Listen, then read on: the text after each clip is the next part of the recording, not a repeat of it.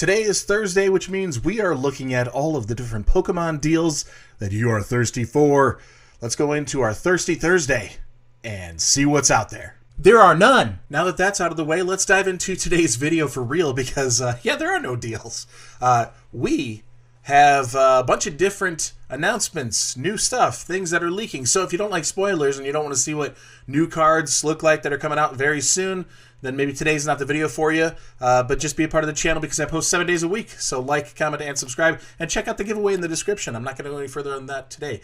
Diving right in, we have a reveal of Ponyta and Rapidash coming out of Heatwave, the next set to be released in Japan, and we should see a good majority of these cards showing up in Destined Rivals in English when the time comes in May, I believe. Whew, we got some time to go still. Heatwave's coming out in March 14th. For some reason, that felt farther than it really is. We're looking at like 3 weeks. I mean, that's it, if that. Not even 3 weeks. It's crazy how fast this is all approaching. And we can kind of take a look here and see what Ponyta looks like. That's cool. When you get to the commons and uncommons, they're not typically the artworks that we're really most excited about, but it's always good to give them a quick little look. I don't know what kind of moveset these are going to have, but you could take a look here and dissect it yourself and see if it would be something to add to your deck, because, I mean, I don't know, meaning I didn't really dive into how that would play into a deck, but it's literally written out here. And the link to this is in the description below. So take a look if you'd like to know how you could possibly implement if you're really into that and what you keep doing. The one that we're looking more towards, and my focus is typically the artwork, the heavier pulls, it's going to be the Rapidash coming out of there as an illustration rare, or in Japanese, specifically an art rare. And I think I'm a little bit disappointed. Nothing against Rapidash. Not the most exciting Pokemon, really, but really, it's an opportunity. It's a horse with flames instead of hair. I mean, flames coming out of the mane and the tail and behind the ankles and all that, like flames. You could do so much cool stuff with that fire. Come on. Like, we were just talking about the glorious artworks of Tamikazu, and he's just one of many artists that have done amazing things. Very interesting to see how simplified this is. The last time we saw a Rapidash, albeit not the regular Rapidash, but a Galarian Rapidash, get some sort of treatment like this was out of Chilling Reign. We had the Galarian Rapidash coming in and looking really good. Can I go a little bit bigger here? We can go a little, no, not bigger? Okay, whatever.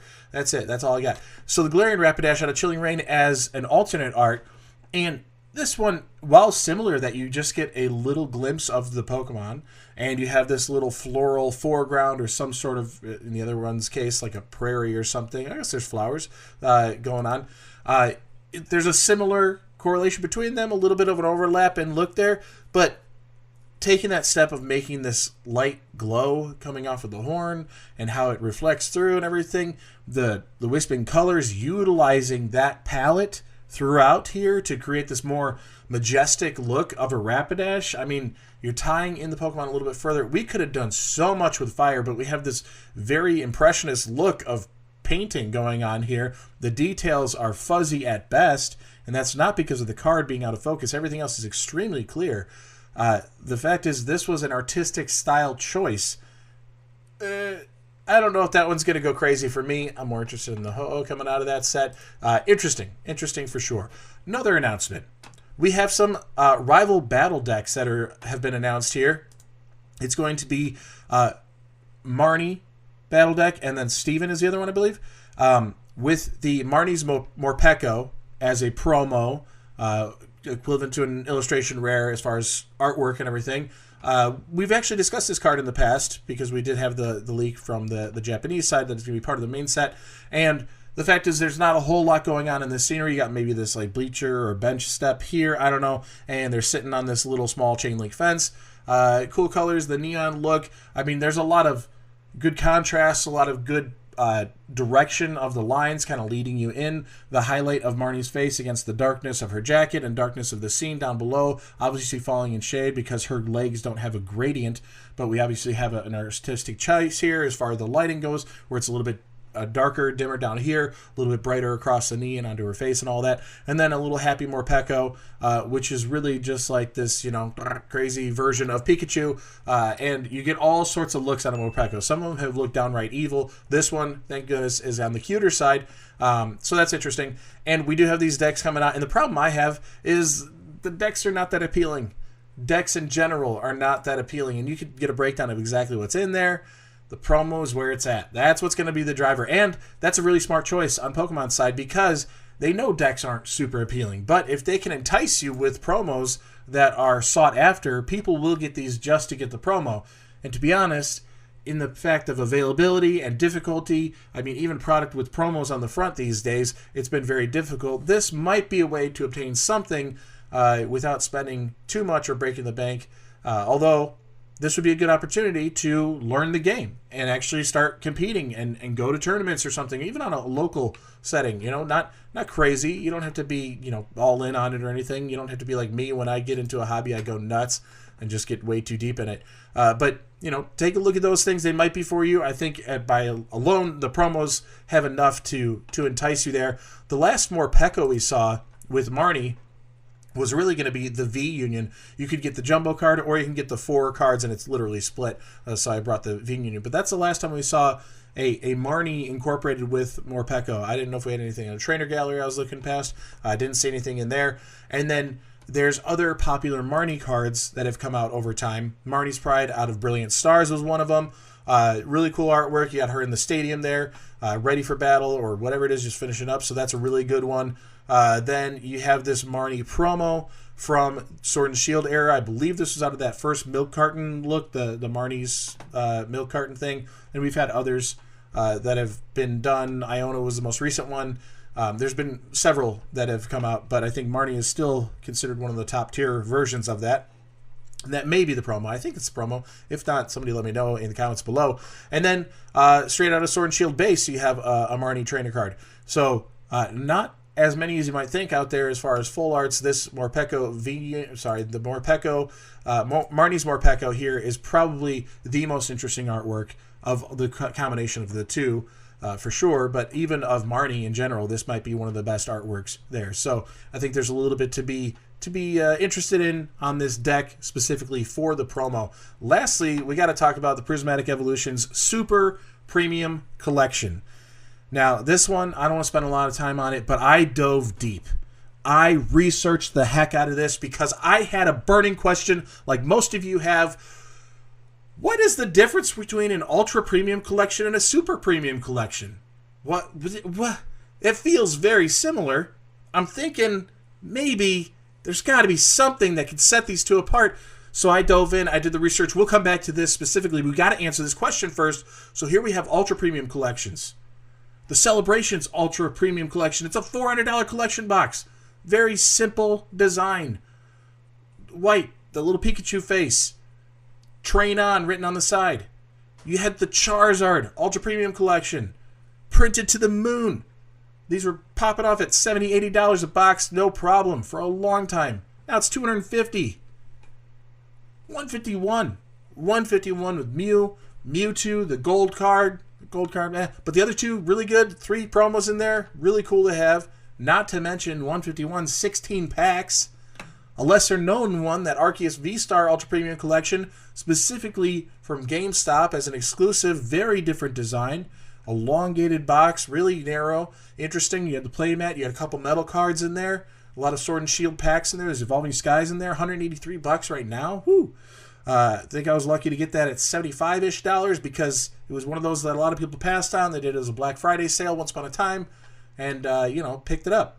But now it's gained. And then here we have the Greninja EX. Again, specifically to GameStop. And a lot of people were going to pass on this because the promos are at best. And interesting, these never hit a sale. These never went on a flash sale or anything like that. So MSRP was the best you could do, which was $120. And now they're sitting around $155-ish. Even higher, looks like, for some of those listings. I don't think the story's been told on this box yet. That in time, it probably won't hold that kind of value. It's probably riding the wave of everything else. Hidden Fates had an Ultra Premium Collection. Ultra Premium Collections are usually pretty stacked with some awesomeness. even if they weren't appreciated at the time, it has paid off. Super premium collections, there are fewer of them. The latest being the Charizard EX Super Premium Collection. The fact that we're getting close to MSRP again on this is kind of just shows you where the hobby's at. Another reminder. But Dragon Majesty, Generations, Shining Legends, well, those sets are just so back there with so few available at a time when it wasn't super popular. I mean, there was only a little bit of a following for, an older generation that would be interested in it, and the younger generation still kind of coming into the hobby and, using cards the way we all did as kids and finding them in the laundry often and things like that. But man, because of the rarity, the price has really shot up on those. So the difference is confusing at best. There is no difference. This is a super premium collection built to look like an ultra premium collection, but there's fur, so, fine. Animal cruelty, I guess. That's their thing now. So I don't know what it is. Why is it a super premium collection? There is no answer. That's the black hole of Pokemon. I'm telling you, you'll never figure it out. It's not possible. You heard it here first on V-Roll. We have the UPC. I'm calling it UPC. We have the UPC coming out for Prismatic Evolutions, but they're going to label it weird and call it Super Premium Collection. And it has a release date of May 16th. Maybe I'll be lucky and get one for my birthday just shortly after that. That'd be great. Looks like we got a play mat. We've got some sleeves. We've got a fuzzy little Eevee box with ears, because that's what we want when we're packing everything. We want it to be as bulky as possible. And, that way if you spill a drink, it's going to soak it right up and it'll ruin it forever. It's going to be, that's the goal. They finally heard the audience and what we've been looking for. And, of course, this, fruit plate whatever of Eevee coming out. This is kind of grotesque when you think about it. Are we supposed to eat this, or that's weird? Okay, so this released in Terrestrial Festival as an SAR, a special illustration rare for our equivalent, but we will see this as a promo coming in the Super Premium Collection, along with how many packs? 15 booster packs. They decided, hey, why not? It's a boom. Let's cut one out of there from the last UPC for the 151, and everybody will still go nuts for this. And you know what? The fact is, they're right. They're right. Everybody's still going to go nuts for this. I hope this is the product they decide to print like crazy, because they really haven't done it. They've announced that they will. I've never seen Prismatic Evolutions. Never seen it in person, except for the little tiny bit that I've been able to acquire and get it shipped to my door. I've never seen it in the wild. It doesn't exist. It's a myth among all the sets. This one is not real. Okay, we're all living in a simulation if you've ever seen it, so don't tell me it's on shelves. It doesn't exist. I'm hoping, fingers crossed, Pokemon, for the benefit of the doubt, even though you've destroyed us many times, even though you've really crushed us, we still have hope. We still keep going. And this is the one where you're going to redeem yourselves, and we're all going to be able to open it up and have one sealed and enjoy petting a fuzzy promo Eevee, card box. It's going to be the best day ever. That's what I'm looking forward to. I think that's fantastic. And if anybody seriously has the difference between UPC and SPC, I don't even want to say that. That sounds disgusting on my tongue. All right, let me know in the comments down below. I post 7 days a week. And with that, I'll see you tomorrow. Peace.